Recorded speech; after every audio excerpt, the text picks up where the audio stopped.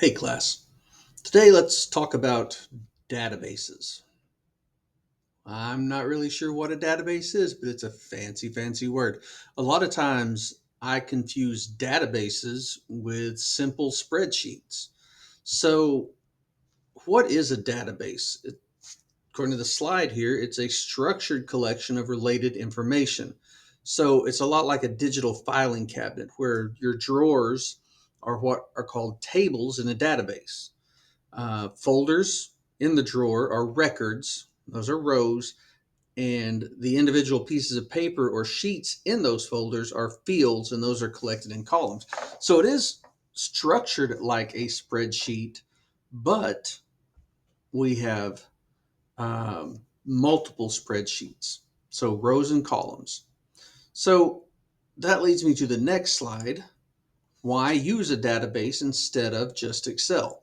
So Excel, like I said earlier, is really good for calculations, short lists, and quick analysis, where a database is best for large data sets, large amounts of information, complex relationships, and you can have multi-user access. So in Excel, I have access to that data, but in a database, it is going to be accessible from or by multiple people. So the way that we're going to explore databases is through Microsoft Access.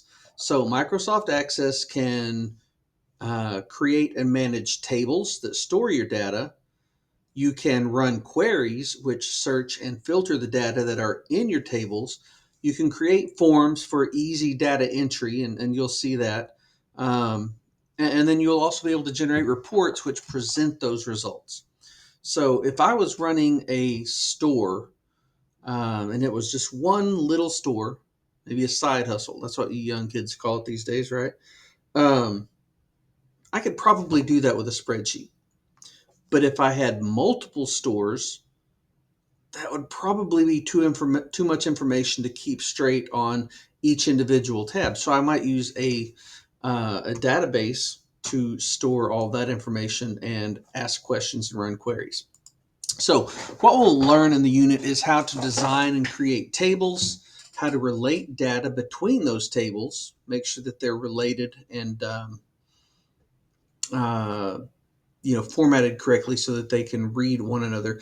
We'll build queries, we'll build forms, we'll build reports, and we'll learn to think like a database designer. And all my friends over in IT, they definitely think differently than I do. So, databases are powerful tools that we use to organize a lot of information.